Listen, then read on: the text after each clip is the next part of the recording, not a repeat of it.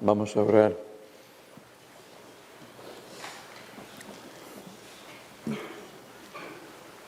Oh Padre eterno,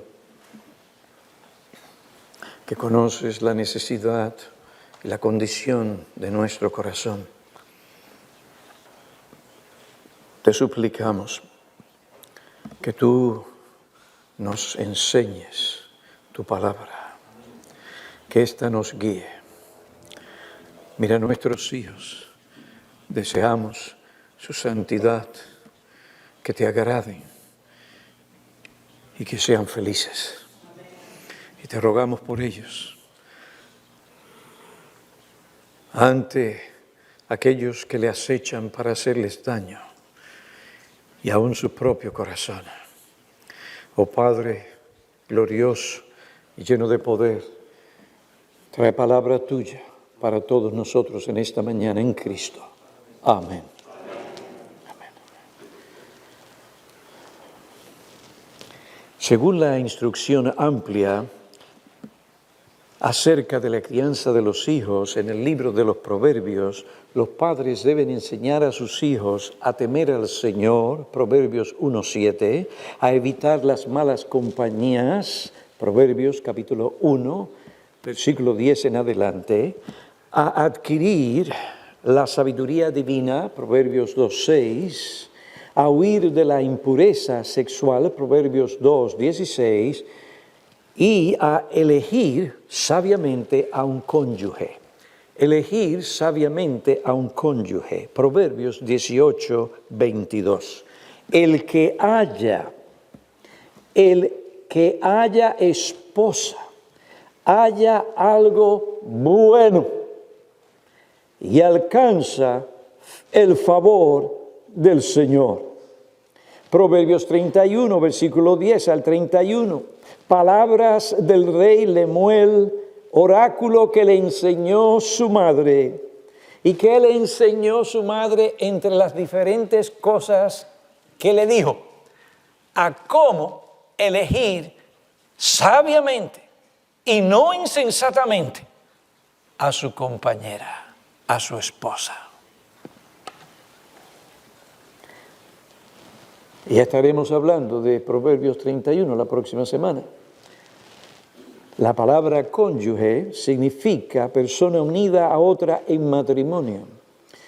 Nuestros hijos deben aprender los principios y las verdades bíblicas que deben guiarles a elegir un esposo o una esposa.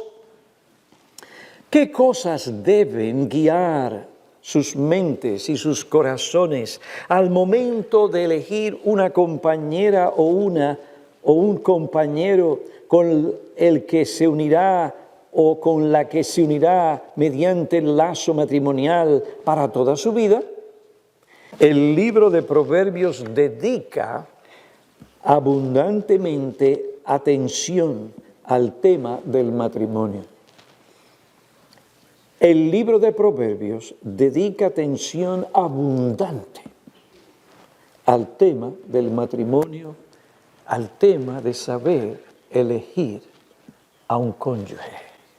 Una de las razones para dar tanta atención a este tema es porque Dios quiere que aquellos que desean casarse obtengan la sabiduría divina que les capacitará para elegir sabiamente a su futuro cónyuge.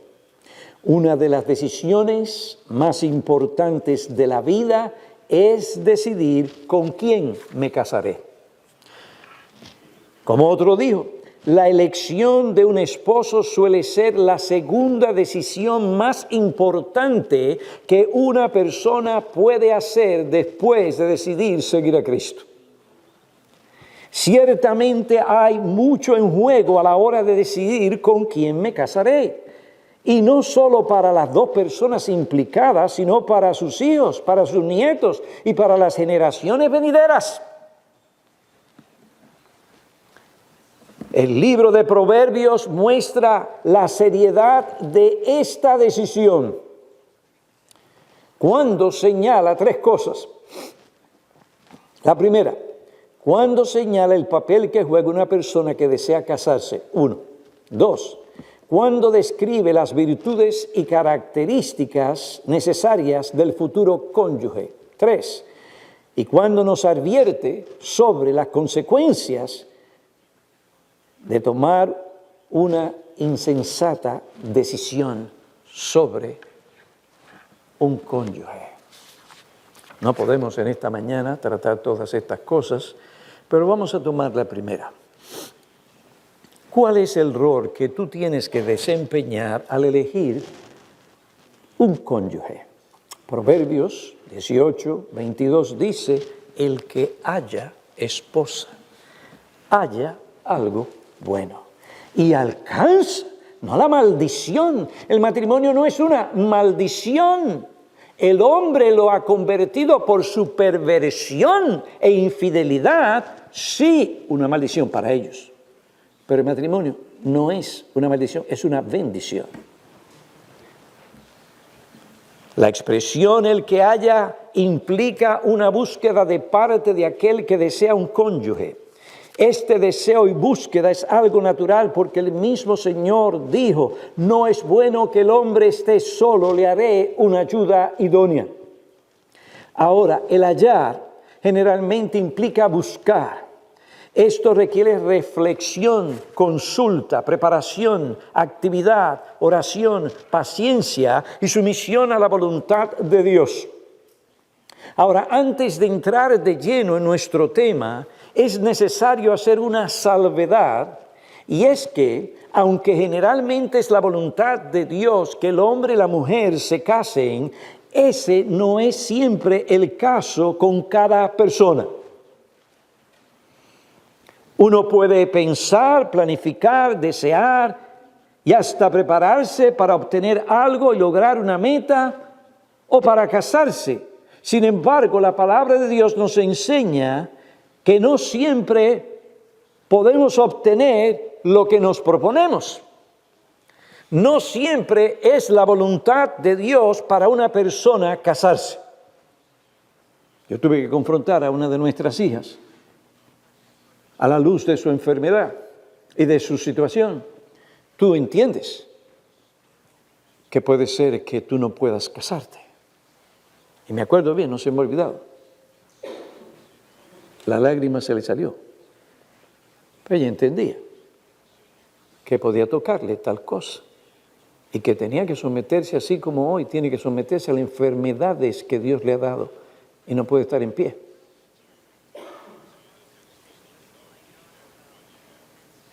Pero no siempre es la voluntad de Dios para una persona casarse. Proverbios 16, 9, la mente del hombre planea su camino, pero el Señor dirige sus pasos. Lawson, el Señor tiene una influencia soberana en los corazones y los pensamientos de los hombres y estos no pueden planear nada sin la aprobación de la providencia. Porque en Él vivimos, nos movemos y existimos. Hechos 17, 28. La mente del hombre planea su camino, pero el Señor dirige sus pasos. En última instancia es el Señor. Como agente moral y responsable delante de Dios, el hombre tiene la responsabilidad de usar su mente y las facultades que Dios le dio para planificar su vida. Ya que goza de una voluntad libre, esto le permitirá formar sus proyectos y lograr sus objetivos. Como Lawson dice, Dios no interfiere en este libre albedrío de las criaturas racionales. Sin embargo, aunque no podemos entenderlo, el libre albedrío del hombre no puede impedir ni impedirá el dominio absoluto del Altísimo sobre los corazones, así como sobre las fortunas de los hombres. Salmo 33, versículo 15. Dios es el que modela el corazón de cada uno de ellos. ¿Estás preparando tú a tu hija o a tu hijo de tal manera que cuando él no pueda tener lo que él quiere, se someta a la voluntad de Dios, así sea un impío? Los padres no hacen esto, y estos muchachos, algunos de ellos, llegan a ser stalkers, es decir, a buscar. Si no si no te casas conmigo, tampoco te casas con nadie. Y así estos bárbaros le han quitado la vida a aquella mujer que buscaba. No les enseñaron del dominio y la soberanía de Dios. Y eso empezó cuando eran pequeños. No, yo quiero eso, dame eso,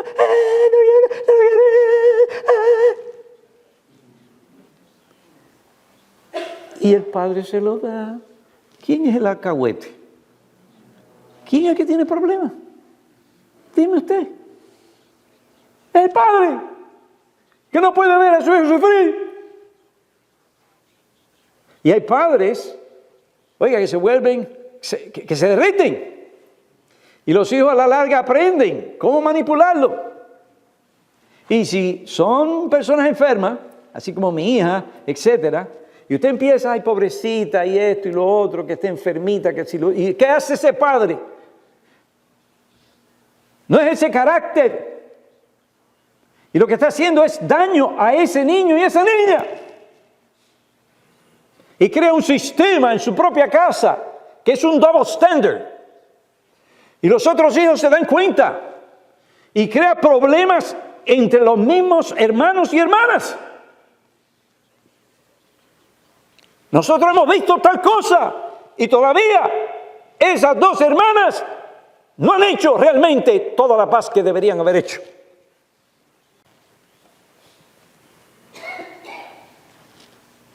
No, pero hay que entender que ella tiene... Déjese de cosas.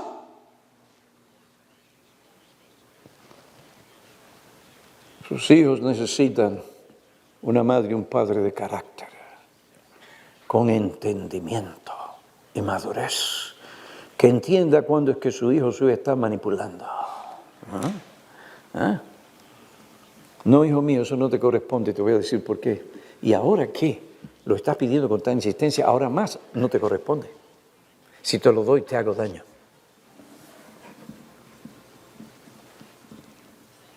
Y hasta que ese hijo no baje su cabeza y reconozca, oiga bien, usted está creando un problema y bien serio con su hijo. Muy serio con su hijo, muy serio con su hijo o con su hija. Usted le está diciendo que tú tienes que tener todo lo que tú deseas en la vida. Y eso no es verdad. Ese será un hijo infeliz, desgraciado, aunque tenga todas las riquezas del mundo. Yo tuve que decirle a mi hija, puede ser que no sea la voluntad de Dios para ti casarte. Y tú tienes que aceptar eso.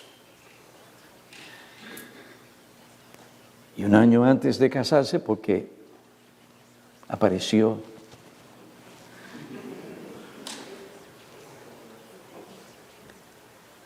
no, tienes que esperar un año más. Otra vez. Había sus razones. Tenemos que enseñar a nuestros hijos estas realidades. Y estos se enseñan cada día.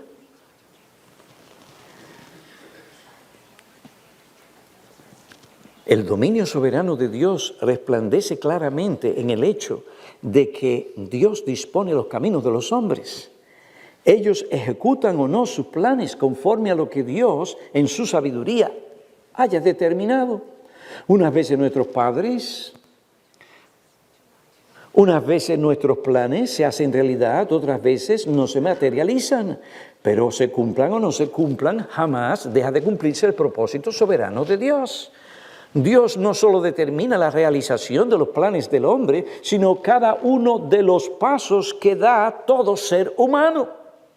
Esta verdad trae consuelo al corazón. Ninguna cosa que sucede en este mundo, en mi vida, es por mero azar. Y no se debe en última instancia a lo que nuestros adversarios o enemigos determinen o hagan. Todo Dios lo ha preparado para nuestro bien y su gloria. Por tanto, cualquier cosa que nos suceda como consecuencias del rencor de los hombres, como dice Lawson, debería llevar nuestros pensamientos hacia Dios.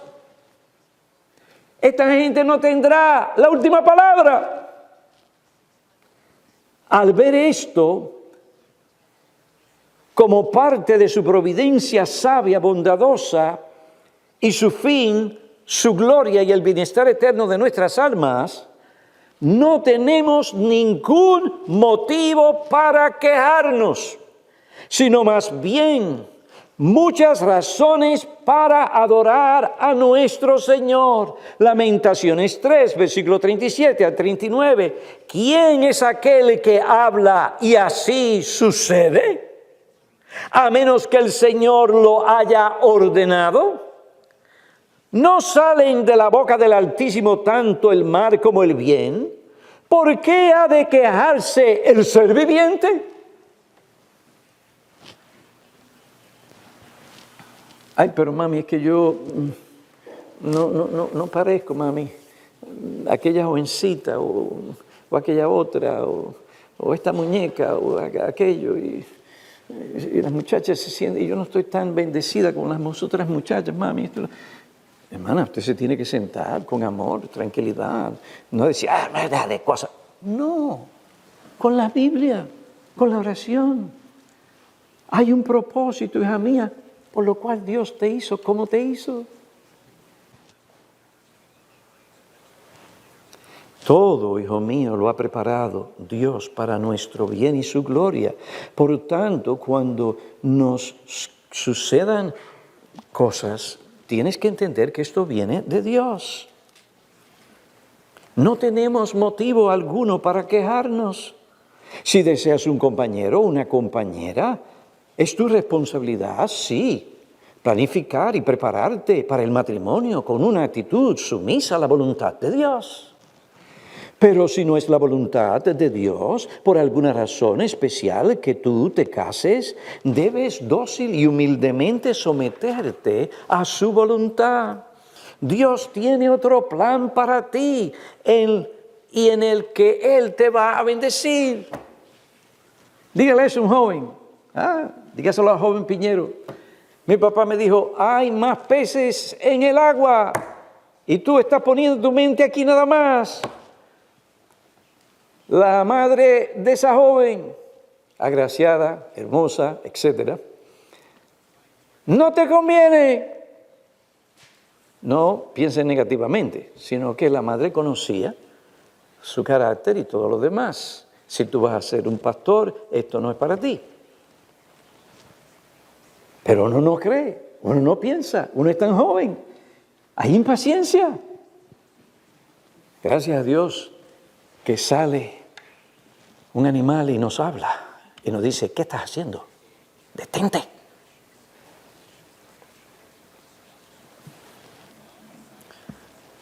Pero tienes que prepararte, tienes que orar.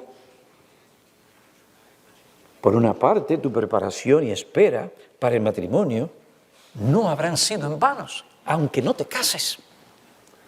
Dios usará tal preparación y espera para el logro de otras cosas en tu vida. Por otra parte, es importante que ya que tú desconoces lo que Dios ha determinado para ti, debes encomendar tus planes al Señor. Cito, no debemos determinar jamás ningún plan de conducta sin reconocer a Dios. Proverbios 3, 5, confía en el Señor con todo tu corazón y no te apoyes en tu propio entendimiento. Reconócele en todos tus caminos y Él enderezará tu senda. Por otra parte, es necesario subrayar que aunque es generalmente el plan de Dios y la norma que los hombres y las mujeres se casen, esto no es siempre el caso ni su voluntad para cada hombre o para cada mujer. Tanto la Biblia como la historia y la experiencia muestran esta realidad.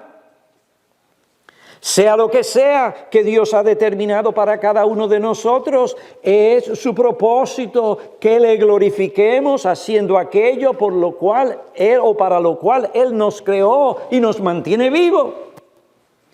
Esto tarde o temprano será lo que nos traerá la más grande bendición y lo que producirá la máxima felicidad. Recuerden que Dios ha prometido honrar ¿a quiénes? A aquellos que le honran Segundo libro de Samuel. Primer libro de Samuel, capítulo 2, versículo 30. El salmista dice, confía en el Señor y haz el bien. Pon tu delicia en el Señor y Él te dará las peticiones de tu corazón. No pierdas tiempo, joven. Involúcrate, esto es parte de tu preparación. Los humildes poseerán la tierra y se deleitarán en abundante prosperidad. Dios promete esto a aquellos que se someten a Él. No importa cuáles sean las circunstancias, no importa si tienen o no tienen lo que desean. Él dice, espera en el Señor y guarda su camino y Él te exaltará. ¿Con Él o sin Él? ¿Con Él o sin ella? Pablo dice, Dios, mi Dios, proveerá todas vuestras necesidades conforme a sus riquezas en gloria en Cristo Jesús. Filipenses 4, versículo 19. Sin embargo, si eso no es lo que Él ha determinado para ti en cuanto al asunto de matrimonio, es necesario comprender que la soltería no es un estado inferior al estado matrimonial. No, yo no me he vuelto un católico romano. Soy un cristiano bíblico.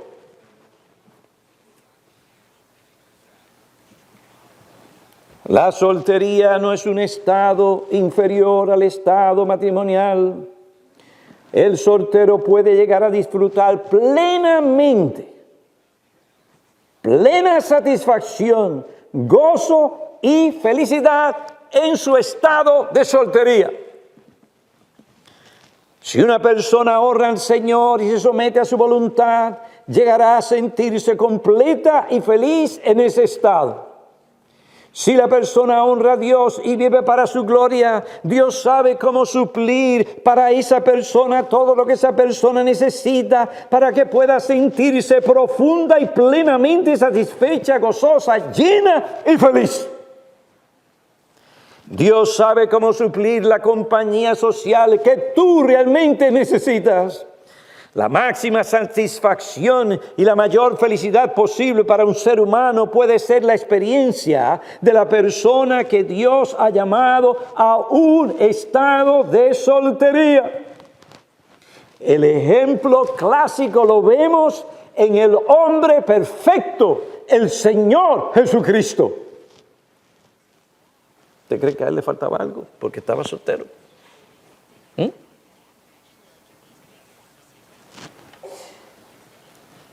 ¿O que él no supo como hombre una satisfacción completa? A él no le faltó nada. Él experimentó y sigue en el cielo disfrutando como hombre de un gozo profundo, de máxima felicidad posible para un ser humano.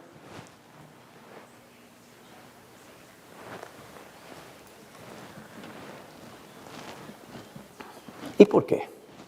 Porque Jesús vivió para Dios, para hacer lo que agrada a Dios. ¿Por qué?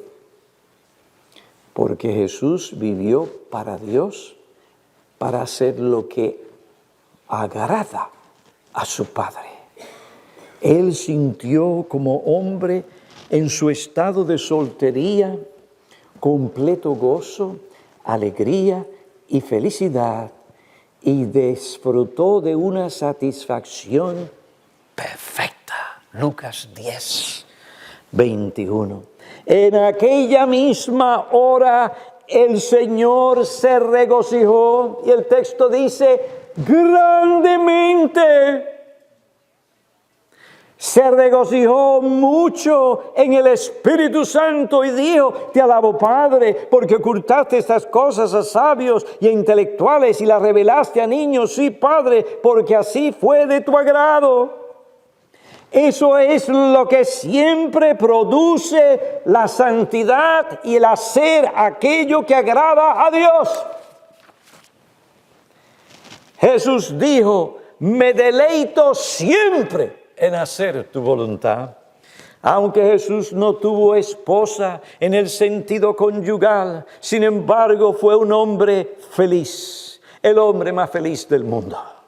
Dios suplió para él la compañía de amigos que le amaban, que él amaba. Él abrió su corazón a sus amigos más íntimos. Él necesitaba como hombre esa compañía social e íntima. Dios no se la dio a una mujer, pero se lo dio en sus amigos.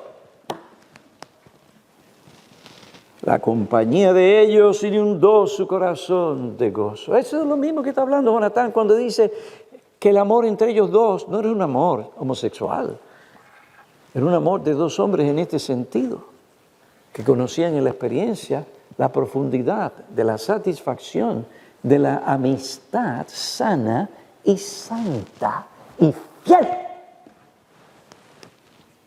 Leal.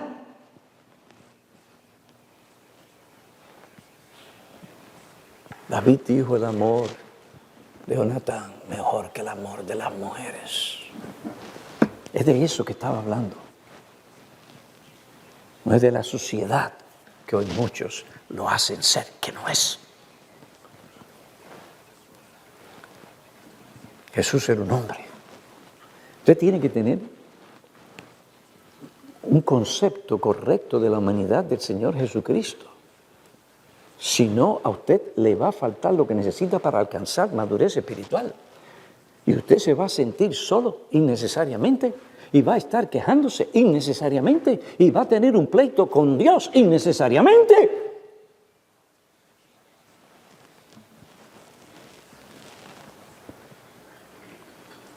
Cuando sus amigos más íntimos lo abandonaron, el Señor fue fortalecido por el cielo. Él nunca se olvidó que su mejor compañía era la compañía de su Padre Celestial. Esta compañía lo arropó y lo sostuvo en los momentos más difíciles, duros y dolorosos de su vida. En aquellos momentos Jesús se apoyó en el brazo fuerte, compasivo, misericordioso y amoroso de Dios, que lo entendía completamente. Dios llega donde los seres humanos no pueden llegar.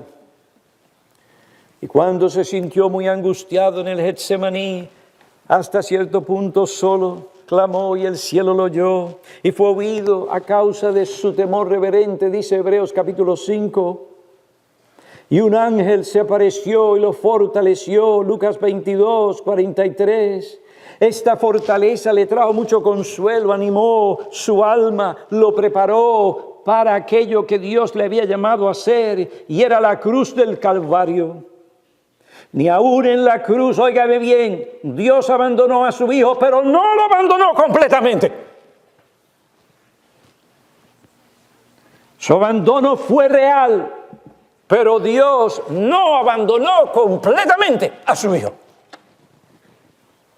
Y tú nunca serás abandonado o abandonada completamente, no importa cuál sea tu prueba, tu adversidad, tu dolor, tu angustia profunda que quebranta y llega hasta lo más último de tu corazón.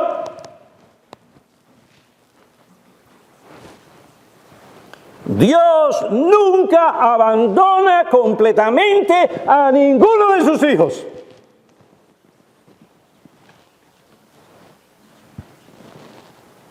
Dios nunca desampara ni abandona completamente a los suyos, no importa cuáles sean sus circunstancias.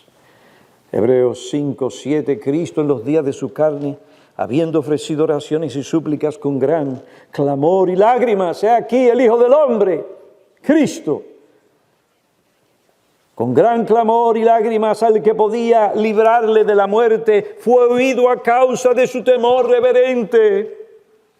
Otro que conoció el gozo, deleite y la felicidad en su estado de soltería. Sí, pues tengo que decirte esto, porque no, ese es Jesús, ese es Jesús. Oye. Pero te voy a encontrar donde tú estás. Pablo. Fue Pablo, un hombre. En las circunstancias especiales en las que él y otros creyentes se vieron, Él le dijo a los solteros creyentes y a las viudas, es bueno para ellos que se queden como yo.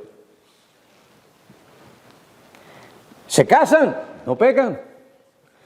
Pero si ellos continúan en un estado de soltería por su actual situación, su estado es bueno para ellos.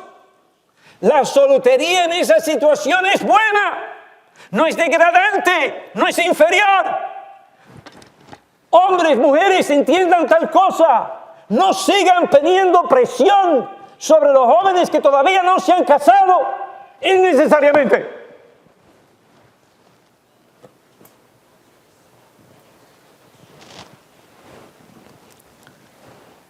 Pablo le dice, durante tu soltería o la soltería de ellos a quien él escribió, que ellos deben preocuparse principalmente por las cosas del Señor para ser santo. No es fiesta, no es embriaguez, no es película viene, película va.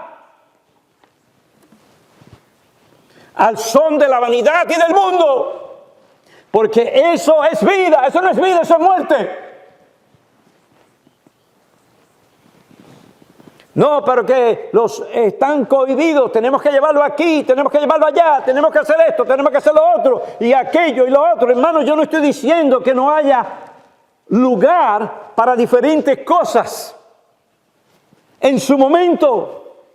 Pero si creamos a nuestros hijos constantemente con esa mentalidad, ¿qué hacemos? No lo estamos preparando para la vida, ni saber escoger un buen cónyuge. Y después no vengas aquí llorando a decir que es porque esta iglesia no tiene programas para jóvenes, no tiene programas para niños, no tiene esto, aquello y lo otro.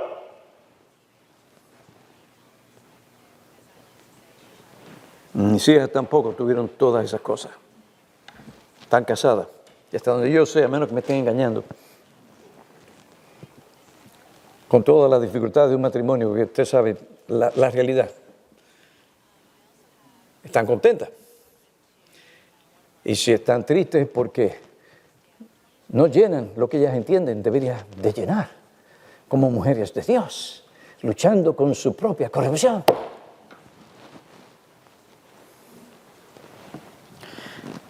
¿Cuál debe ser tu preocupación? Estar a la moda.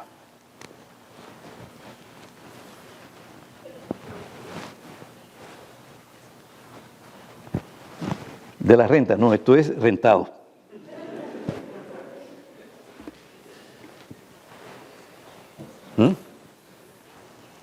Hermano, no, esa no es la vida. ¿Cuál debe ser la mayor preocupación tuya? Agradar al Señor. No ponerte esto, perforarte aquí, perforarte por acá, pintarte por aquí, pintarte por allá, para estar en la moda. ¿Y qué de los principios bíblicos que hay? ¿Qué pasa? ¿De dónde tú recibes tu información, tu dirección? ¿Qué es lo que está pasando? El soltero se prepara para agradar a Dios, por las cosas del Señor. ¿Cómo puede agradar al Señor? Esta debe ser la mayor preocupación y ambición del soltero. No debería centrarse en sí mismo. Qué triste usted ve, hermano. Yo no estoy aquí pasando juicios. De momento a alguien le pasó algo y se puso algo ahí. Ese no es el punto. Pero cuando usted ve a esas personas, mire, que parecen, el rabo del tigre está aquí. Después tiene todo eso pintado. Y cuando, ¿pero qué le pasa a esta gente? ¡Qué triste! Y esa es su identidad.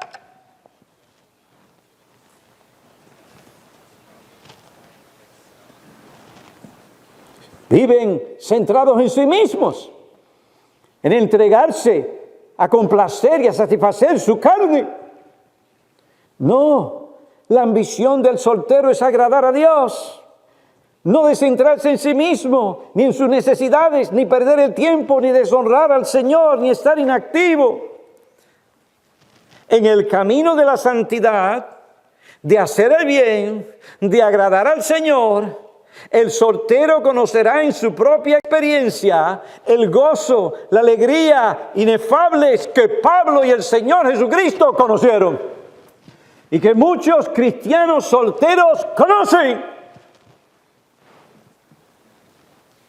Hermanos, cuidado con darle impresión o comunicar de algún modo a los solteros que el estado de soltería no puede, ellos no pueden alcanzar un estado de gran bendición, alegría, satisfacción y gozo, o que es un estado inferior de santidad al estado matrimonial. No lo es. Cada uno sirve al Señor según Dios le ha llamado. Hay solteros que viven una vida satisfecha y completa. Por otra parte, estimados hermanos, cuídense ustedes de poner presiones sobre los solteros a casarse. Hay algunos que tenemos que animar. Yo conozco una situación donde un individuo estaba el hombre, un hombre parecido, puesto y todo lo demás, podía ofrecerle algo a una mujer. Y el hombre estaba. Y yo digo, ven acá, tú vas a seguir así. Tú sabes que mientras más viejo tú te pones, más manías vas a tener. Y va a ser más difícil el ajuste matrimonial. Y cuando yo le dije eso a esa persona, yo no tenía ninguna clase de motivación carnal, ni algún propósito ulterior. Y ya ustedes saben lo que pasó, ¿verdad? Ya ustedes saben quién es esa persona, ¿verdad? Bueno, hay personas que hay que decirle, no sé, eso es verdad. Pero hermano, otra cosa es tener la presión. ¿Saben la presión que los jóvenes ya tienen? Y que usted con sus buenas intenciones ahora venga y le ponga más.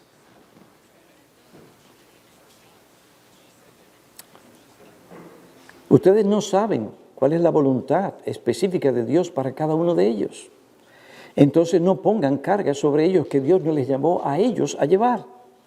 Si ellos están sirviendo al Señor en santidad, no hay razón para que ellos se sientan culpables o se sientan mal o estén diciendo, ¿qué me pasa? ¿Qué no tengo?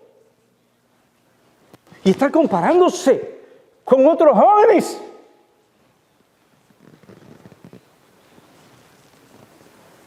Hermano,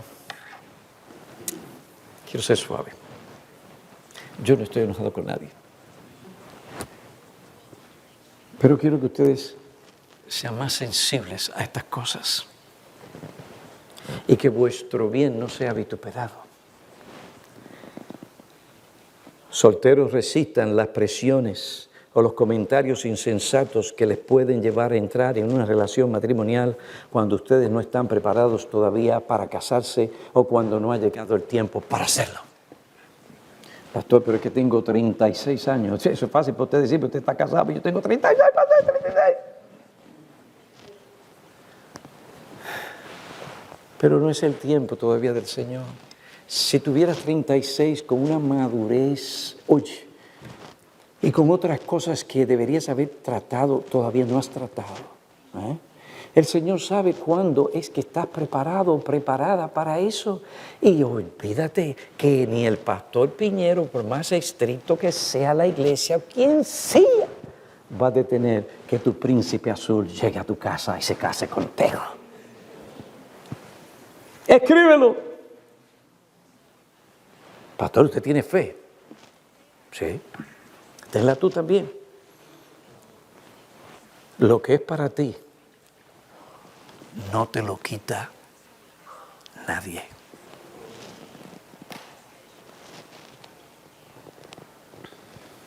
Solteros, cuando llegue el momento que ustedes se casen, nadie podrá impedirlo. Porque lo que Dios ha determinado hacer con ustedes se cumplirá. Y estarán bien preparados para hacerlo en el momento de Dios. Mientras esperan, prepárense para el matrimonio. Sin desesperarse, busquen a su cónyuge. ¿Usted sabe lo que hizo el siervo? ¿Se acuerda?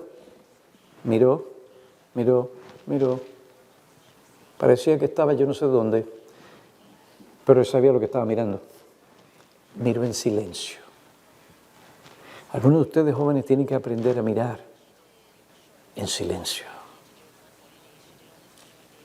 Ay, pero es que no me gusta la calvicie que tiene. Pero la verdad es, pastor, que es tan gentil, tan considerado, que parece que tiene una melena de pelo.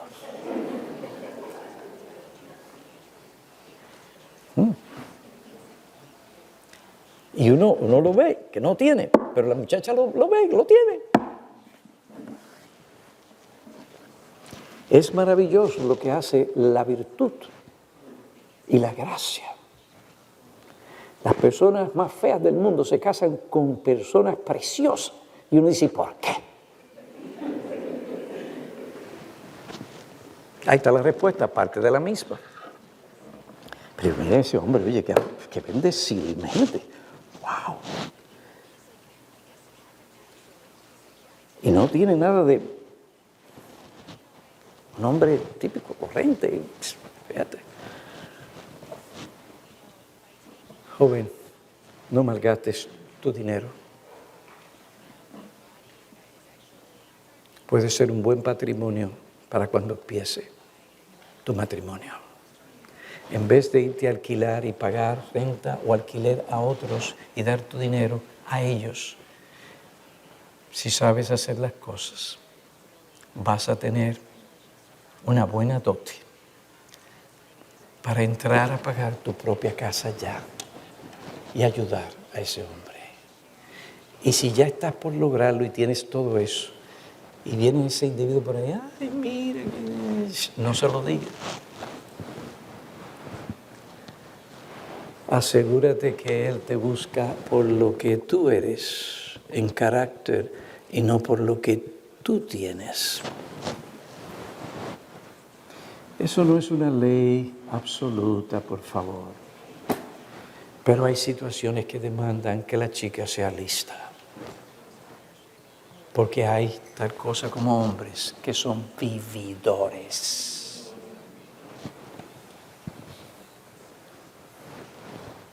No malgasten su tiempo. Niéguense de ciertas cosas. Hay ciertas cosas que, bueno, son solteros, pueden disfrutarlas, pero niéguense de ciertas cosas por un fin mayor. El que haya una buena esposa, a menudo la busca. A veces aparece cuando uno no lo espera, pero no siempre es así. Generalmente debe haber un esfuerzo santo por hallar una mujer y un esposo. ¿Cómo es que uno busca un esposo o una esposa piadoso? No lo busques mediante medios ilícitos, insensatos o antibíblicos. Ni lo busques en el internet. Eso es algo muy impersonal y puede llegar a ser muy peligroso. El internet generalmente no es el medio especial para un cristiano conocer a otro, conocer la otra persona, el carácter de otra persona. Ahí hay un riesgo muy alto que alguien en la providencia de Dios encontró a alguien. Eso no quiere decir que eso es así siempre. Conocer a una persona a distancia hay que tener cuidado. No es imposible, pero hay que tener cuidado. Abraham sabía eso. Observe, él no mandó a Isaac. Él mandó a su siervo. Yo no sé por qué. Bueno, la Biblia dice porque quería asegurarse de que su hijo no se casara con mujeres que no tenía, que no se casara con la mujer que no debía de casarse. Es decir, que había un peligro y él entendía algo de su hijo y lo protegió. Pero ¿qué mandó? Mandó una persona que tenía la cabeza en su sitio, con experiencia,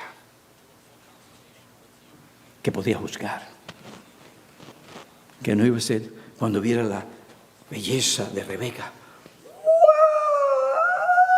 ¡Wow! No, el hombre estaba en silencio viendo quién era ella, pero la vio. Después vio la relación que tenía con sus padres. Fueron muchas cosas que él vio. Y cuando él llegó a su amo, Isaac, le dijo, la encontré.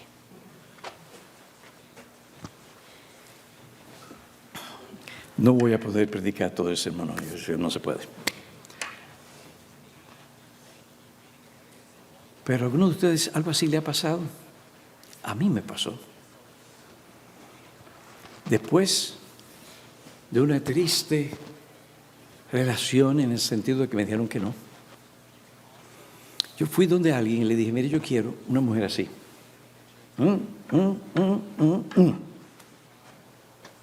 Claro, el énfasis tiene que ser la piedad. Estoy preparándome para el ministerio. Y la chica me dice que ya la conocía de hace un año. Yo la conozco. Yo sé quién es. Allá está. ¿Qué me llamó la impresión? Su piedad, oiga bien, y su convicción de agradar a Dios antes que cualquier otra cosa. Por no decir su inteligencia, tiene más inteligencia.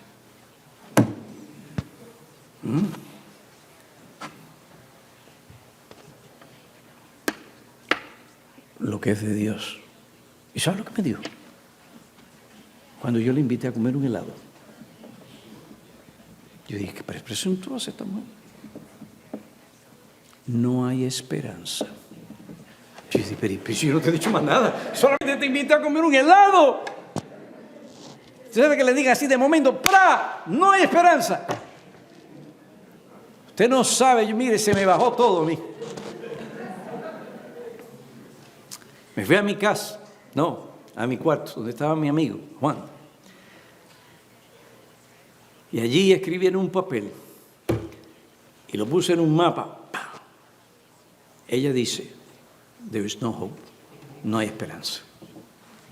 Pero ustedes ven, lo que es de Dios, ni aun Priscila puede detenerlo.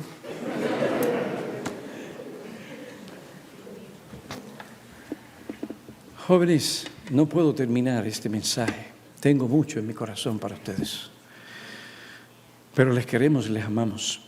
El momento en que ustedes están viviendo uno de los momentos más fascinantes, uno de los momentos maravillosos de la vida. No anden solos. No sigan sus propios corazones. Y aún más, recuerden, el estado de soltería es un estado en que uno puede honrar a Dios y conocer una grande satisfacción y felicidad. La próxima semana, si todavía quieren oír más, voy a entrar en cómo uno tiene que buscar un esposo y una esposa. Y voy a entrar desde la perspectiva histórica. Y después, más adelante, ya desde una perspectiva más teológica. Y esperamos que ustedes, padres, con todo esto, aprendan para que puedan animar a sus hijos, enseñar a sus hijos, preparar a sus hijos para esa decisión tan importante que ellos tienen que hacer en sus vidas. El Señor Jesucristo no deja a los suyos solos. Él no solamente salva al hombre del pecado, sino que también lo dirige en su vida. Ese es el Cristo que nosotros servimos, al cual te llamamos hoy. Cree en Él y serás salvo. A Él la gloria, hoy para siempre. Oremos. Padre, agradecidos estamos por la enseñanza de tu palabra. Te suplicamos por nuestros hijos, por nuestros nietos, que tú tengas misericordia, oh Dios, y que estas verdades, si son verdades de tu palabra, se queden en sus corazones, para que ellos vivan y cumplan el propósito para el cual tú los creaste. ellos conozcan en ese estado la dicha y la felicidad y la prosperidad que Dios da al ser humano. Gracias por el don de la soltería. Gracias por el don del matrimonio. Oh Padre, ayuda a los padres que están enseñando a sus hijos, que tú les des sabiduría, ciencia, amor para hacer las cosas bien. Que su consejo no esté basado en sus experiencias, en sus opiniones, en sus gustos, sus preferencias, sus fracasos, sino en lo que tu palabra enseña y el propósito tuyo para cada uno de sus hijos. Ven pues, oh Dios, haz esto en el nombre de tu Hijo amado. Te lo pedimos en Cristo. Amén.